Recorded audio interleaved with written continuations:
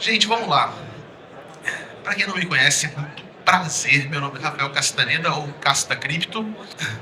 Eu, entre outras coisas, no mercado cripto, sou filósofo, produtor de conteúdo, empresário. E nessas muitas funções, eu também sou hoje o host do palco, eu coordeno esse palco, eu trabalhei na curadoria dele e vou participar dele em alguns momentos como esse. E nesse talk, como embaixador líder de um projeto bem bacana que tem crescido bastante no Brasil, que é o projeto da EverValue, tá? Quem aqui já conhece a EverValue? Poucos, alguns, legal, mas dá para vocês conhecerem melhor. A história desse projeto é bem bacana, tá? Ele é um projeto global, ele não é brasileiro. Os fundadores são Latam, então é um time América Latina bem diverso. Tem parte da equipe no Uruguai, parte no Paraguai, parte no Brasil. No Brasil a gente tem os marqueteiros, porque desculpem os hermanos, mas de marketing a gente entende muito mais. E a mineração, ela, que é uma mineradora, né, ela roda no Paraguai porque lá a energia elétrica é mais barata também. Vamos falar um pouquinho sobre Eva e uma coisa curiosa desse projeto. Ele é um dos pouquíssimos projetos que prosperou no bear market. A gente vai falar sobre isso. Me fala um projeto que cresceu no bear market, tirando Eva. Hype! Hyperliquid, né? A gente tá pau a pau com a Hyperliquid, tá? Em performance aqui de momento de bear market. Antes de eu falar do bear market e do como a gente performou, vou falar um pouco sobre esse projeto. Mineração de Bitcoin. Cara, a mineração não é um mercado bacana? Pô, são aqueles hardwares gigantes, fazendo contas matemáticas aos terahash por segundo, para descobrir um bloco mágico e pegar uma recompensa. É um mercado bacana, né? Só que é um mercado de difícil acesso. Como é que você, mero mortal, né, entra ou participa do mercado da mineração? Comprar Bitcoin não é participar do mercado da mineração. Comprar Bitcoin é especular o preço do Bitcoin, que é diferente do mercado de minerá-lo, de extraí-lo do éter, dos blocos da blockchain. Se você hoje for pensar em entrar no mercado da mineração, vão ter três grandes vias de acesso. A primeira são aqueles micromineradores, e tem um pessoal muito bom aqui no Brasil que ensina, né? Coloca um minerador pequenininho no seu quarto para você tentar a loteria do Bitcoin. Já ouviram falar nisso? Você tem uma chance em 300 mil gazilhões de você achar um bloco. Mas é um jogo divertido e você, ideologicamente, participa do consenso, né? Tô ajudando o Bitcoin a ser descentralizado, fuck the police, né? Tipo, tem uma coisa meio assim, uma alegria de participar da rede. Você tem um cara que minera para valer em casa, só que aí é um setup caseiro. Não é só você ligar na tomada, você tem que ter um contrato especial de energia elétrica, você tem que ter transformadores, setup de resfriamento, controle de voltagem, de amperagem. É mega complexo fazer, de verdade. E aí tem a tal da mineração em nuvem. Hoje em dia o pessoal já sabe que isso aí é um mercado enganoso pra caramba, né? De você dar um dinheiro para uma empresa, aí essa empresa ela vai comprar uma máquina para você, ela vai colocar a máquina para você, a sua máquina que ela comprou por você, ela coloca para rodar no prédio dela, e o lucro que a sua máquina que foi comprada com o seu dinheiro gera é passado para você. Só que se você indicar um colega, você ganha. Aí já começa aquilo, né? Então, mineração em nuvem não é uma... A gente nunca gostou disso, tá? E muita gente no começo até achava que era na mineração em nuvem, mas não é. Esses três, um é hobby, outro é complexo, outro é arriscado. Então morreu, não tem acesso? Tem. Porque o time da Eva, eles tiveram uma ideia diferente. E para quem me conhece, sabe que eu sou um cara que não represento praticamente nenhum projeto em cripto. E eu sou assediado por dezenas deles todos os dias. Só tem dois projetos que eu represento toda a minha carreira. A OKX, que é a corretora mais regulada da face da Terra, e a EverValue. Porque eu tenho que entender o que os caras fazem e tenho que acreditar. E qual foi a sacada deles? Como é que a gente deixa pessoas normais participarem da mineração? Eles têm uma mineradora, é óbvio, tá? São 6 instalações espalhadas pelo Paraguai. São mais de 4.000 máquinas ASICs de última geração. assim, não é o mais gigante do universo, mas é uma operação, pô, de respeito. E eles mineram o Bitcoin. Minera, todo dia minerando o Bitcoin.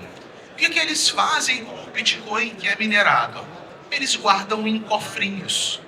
Todo dia mineram um pouquinho de Bitcoin. Opa, mineramos hoje 0,4 Bitcoin. O que a gente vai fazer? Vamos guardar. Guardar onde?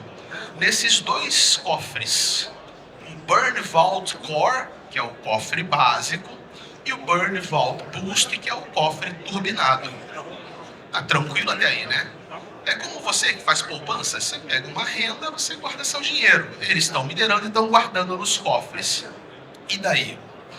Tá? Isso aqui é só para vocês verem que todos os dados da EVA, isso eu gosto muito, são transparentes. Então no site, aqui tem as mineradoras em laranja trazendo o Bitcoin e esse Bitcoin sendo organizado, metade para ser colocado num cofre em azul, metade para ser colocado no outro todos os dias. Eu tirei esse screenshot ontem, para vocês terem um dado recente, né? E vocês mesmo podem abrir o site, podem lá olhar. Mas a sacada é, onde é que entra o token EVA? O token EVA, ele é o direito de você tirar Bitcoin desse cofrinho. Então, ter o token EVA é ter um pedaço desse cofre que todo dia fica um pouco mais gordinho. Você fala assim, legal, cara, eu quero comprar um pedaço desse cofre. Hoje ele vai ter esse pedaço, significa uma quantia de sats, né, das unidades de Bitcoin. Amanhã é um pouquinho mais, depois de amanhã é um pouquinho mais, no futuro pode ser bastante mais. E qualquer um que tem token EVA, ele pode se cansar do token EVA, não quer mais token EVA. Quais são as opções? Primeira opção, você pode vender. Todo mundo pode, né? Vai lá na Uniswap, vai na PancakeSwap, vai na corretora e vende. Só que se você não quiser vender, mas você não quer mais o token, você pode ir sozinho, você vai no cofre, e o cofre é um contrato inteligente, não tem nenhum ser humano por trás, e você fala, cofre, toma EVA, vou queimar EVA, destruir EVA, me dá os meus bitcoins que estão aí dentro. E isso é um jogo que você tem que estar o tempo inteiro pensando. Se você quer entrar, você tem que pensar quanto é que esse token custa na Uniswap e quanto é que o cofre paga se eu for queimar ele no cofre. Ou se você quer vender, tá valendo mais a pena vender na Uniswap ou tá valendo a pena ir no cofre e pegar os bitcoins que estão lá dentro? Existe um jogo matemático. E esse jogo matemático é que é a beleza do token para mim. Porque em vez de ser um token de governança, Uniswap. Quanto vale o token Uni? Nenhum de nós sabe. Nós não fazemos a menor ideia. O token Uni tá barato ou tá caro? Eu não faço ideia. Por quê? Porque eu não tenho contra o que balizar. Porque é um token de governança.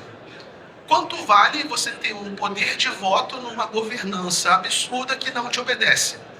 De um projeto que não compartilha o lucro dele com o dono do token. Quanto é que vale isso? Sei lá, pode valer 0, pode valer 1 milhão. O token Uni pode estar caro, mesmo tendo caído, ou ele pode estar barato, a gente não sabe, porque não tem nenhuma base matemática para você avaliar. EVA te traz isso.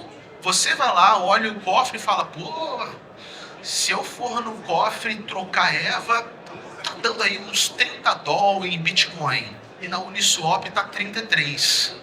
Logo, logo esse cofre vai esbarrar no preço da Uniswap. Será que eu compro, espero, compro e queimo daqui a 3 meses, faço alguma coisa? Você consegue pensar naquilo que você quer fazer.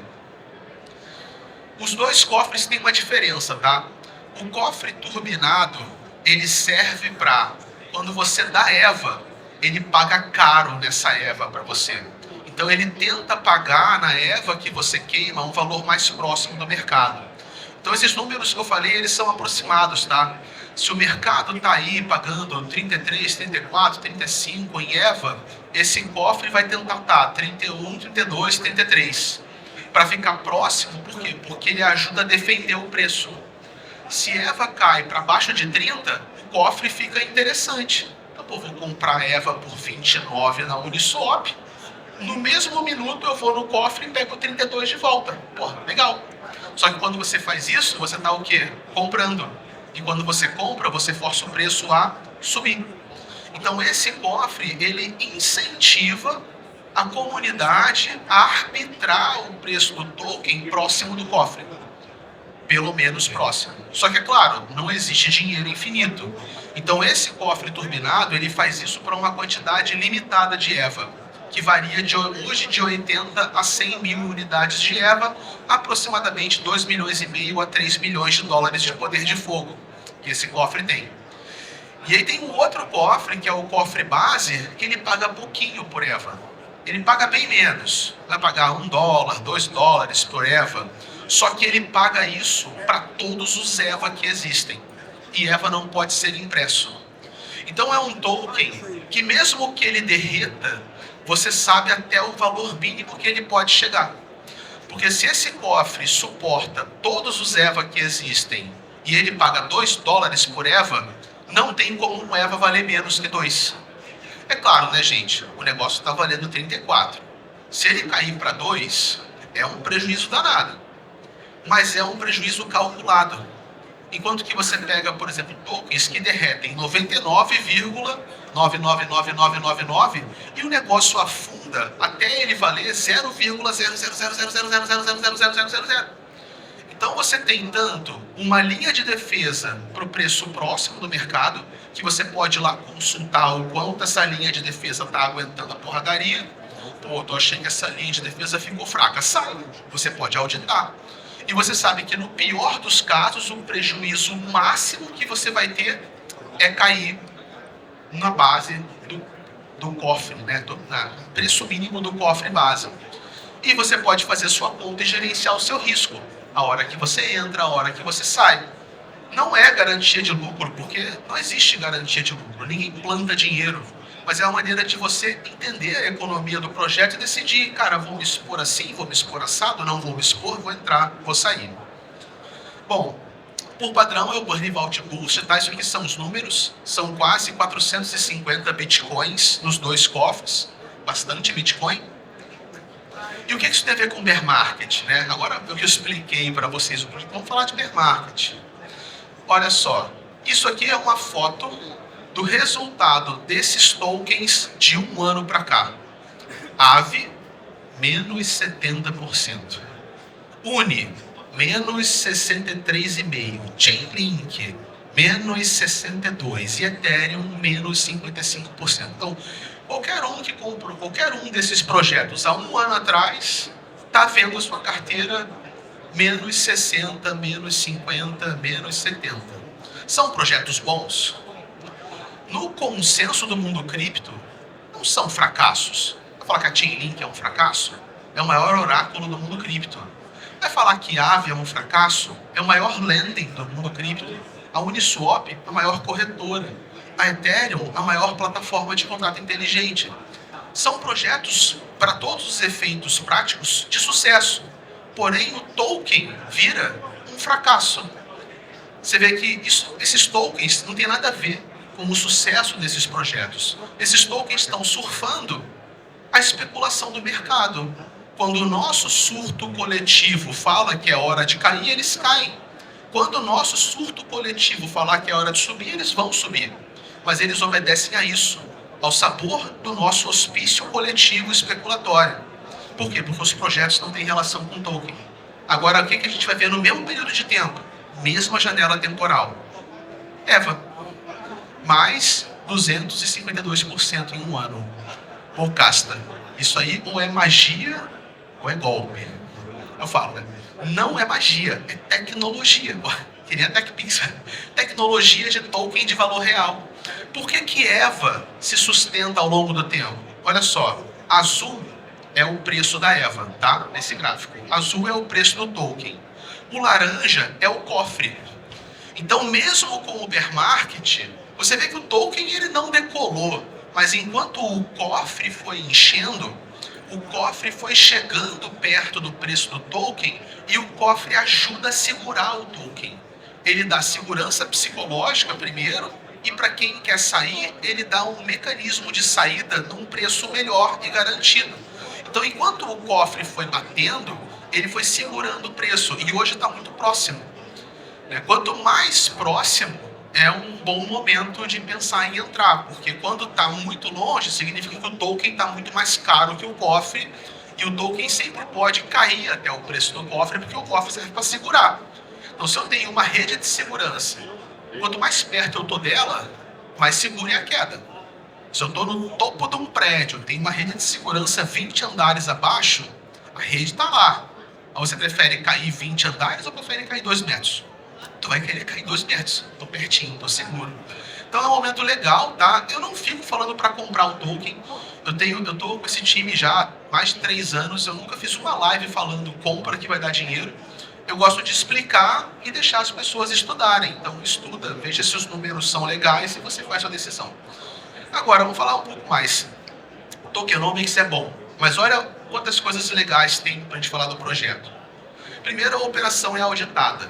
Então, ó, o cofre, ele é selado, o time não pode manipular o cofre, não dá para quebrar o porquinho e sair correndo com o dinheiro, né? Essas garantias são auditorias externas da Hacking e da Certic, super exigentes, nota A nas duas, com 10 de segurança na Hacking. Vocês podem baixar a auditoria, que é terceirizada, e ver um relatório sobre o projeto.